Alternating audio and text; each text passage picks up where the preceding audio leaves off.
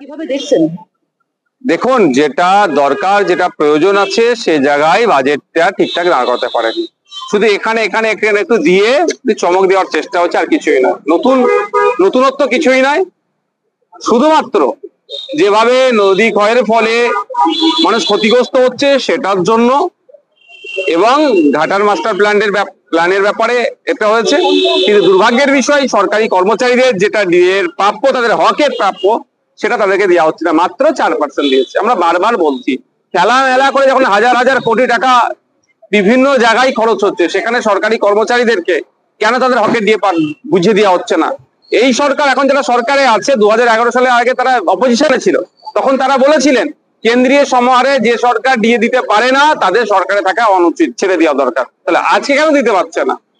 অন্যান্য ক্ষেত্রে যেগুলো অপ্রয়োজনীয় আমি মনে করছি, সেখানে হাজার হাজার কোটি টাকা খরচ করছে। আর একটা সরকার এগিয়ে যেতে, সরকার যেটা চলছে পশ্চিমবাংলায়, যারা অগ্রণী ভূমিকা রাখে অবশ্যই আমাদের সরকারি কর্মচারীরা, তাদের অক্লান্ত পরিশ্রমের ফলে আমরা তারা আমাদের রাজ্য এগিয়ে যাচ্ছে।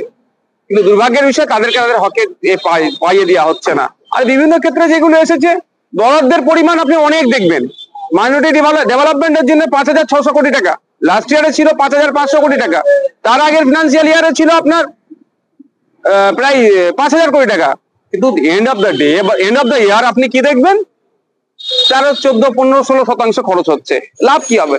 ট্রাইবাল ডেভেলপমেন্টের জন্য দেখুন, একইভাবে বরাদ্দের পরিমাণ শুলে জানটা ঠান্ডা হয়ে যাবে। এত টাকা দিচ্ছে আদিবাসীদের উন্নয়নের জন্য, কিন্তু আদিবাসীদের দুরবস্থা ঘোচানোর জন্য টাকা কিন্তু খরচ হয় না। টাকার পরিমাণ, বরাদ্দের পরিমাণ প্রচুর দেখাচ্ছেন হেলথ ডিপার্টমেন্টে। হেলথ সেক্টরে প্রায় গত বছর সম্ভবত 26,000 কোটি টাকা ছিল। কিন্তু দেখুন, মানে এখনো সেই ফিনান্সিয়াল ইয়ার চলছে, স্যালাইন না থাকার জন্য গরিব মানুষ তার ট্রিটমেন্টের জন্য স্যালাইন তাকে বাইরে থেকে কিনতে হচ্ছে। পর্যাপ্ত পরিমাণে মেডিসিন নাই, যে টাকা বরাদ্দ হচ্ছে সে টাকা খরচ হচ্ছে না। এই বছরে স্কুল এডুকেশনে প্রায় 41,000 কোটি টাকা বরাদ্দ হয়েছে। শুনতে খুব ভালো লাগছে, কিন্তু খোঁজ নিয়ে দেখুন এই 2024-25 অর্থবর্ষে কত স্কুল কম্পোজিট গ্রান্ট পেয়েছে। যে কম্পোজিট গ্রান্ট গুলোতে নিয়ে চক ডাস্টার থেকে শুরু করে, কোশ্চেন থেকে ছাপানো থেকে শুরু করে, স্কুলের ইলেকট্রিক বিল দেওয়া থেকে শুরু করে এই সমস্ত কাজগুলো হয়, সেগুলো হচ্ছে না। অন্তঃসার শূন্য একটা বাজেট, শুধু কিছু কিছু জায়গায় চমক দিচ্ছে। প্রকৃত অর্থে মানুষেরও লাভ হোক সেই বাজেট দেখতে পাচ্ছি না। কিছু শিল্পপতিদের লাভ হবে, কিছু পুঁজিপতিদের লাভ হবে এই বাজেটের মাধ্যমে। বিজেপির যে ওয়াকআউট, বিজেপি বলছে বেকার বিরোধী বাজেট, কি বলবেন? কোনো চাকরি তো দিশা নেই, কোনো চাকরির দিশা নেই বাজেটে। 2022 সালে, গতকালকে 2022 সালে যারা টেট পরীক্ষায় পাশ করে আছেন, তাদের এখনো মানে তাদের নিয়োগ তো দূরের কথা, পরে যে স্টেপ আছে সেগুলো কোনো হচ্ছে না। এটা 25 চলছে, তারা চপ বিক্রি করছে, প্রতীকী চপ বিক্রি প্রতিভা জানাচ্ছে। কোনো মানে চাকরির ক্ষেত্রে মানে যুব সমাজকে দিশা দেখানোর কোনো এই বাজেটের মধ্যে দেখতে পাচ্ছি না। শুধুমাত্র এটুকু চমক রেখেছে ভোট ব্যাংকে ধরে রাখার জন্য।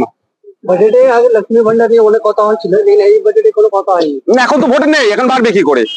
ওটা দেখবেন ভোটার বাজেট যখন হবে 2026 হবে, তখন দেখবেন লক্ষ্মীর ভান্ডার বাড়াবে। তখন ভোটের দরকার। লক্ষ্মীর ভান্ডার দিয়ে তো প্রকৃত অর্থে মা বোনেদেরকে উপকৃত করতে চাইছে না। যদি প্রকৃত অর্থে মা বোনেদের উপকৃত করতে চাই, তাহলে আমি বলবো 5,000 টাকা করে লক্ষ্মীর ভান্ডার দেওয়া দরকার, এবং রাষ্ট্র তার পরিবর্তে রাজ্য কিছু কাজে তাদের কাছে বুঝে নিন। এখন ভোট নাই এই বছরটাতে, ওই জন্য এই বছরে লক্ষ্মীর ভান্ডার বাড়ছে না। সামনে বছরে ভোট থাকবে, লক্ষ্মীর ভান্ডার বেড়ে যাবে, দেখবেন। দাদা, মুখ্যমন্ত্রী বলছেন যে অন্য রাজ্য লক্ষ্মীর ভান্ডার প্রকল্প নকল করছে, অন্যদিকে শুভেন্দু অধিকারী বলেছেন যে লাডলি বাহানা নকল করা হচ্ছে। দেখুন, নকল আসলের কিছু ব্যাপার নয়। যদি এটা কেউ কোনো রাজ্য নকল করে, সেই রাজ্যের মা বোনেরা উপকৃত হয়, ভালো তো। আর ঠেলাঠেলির কি আছে?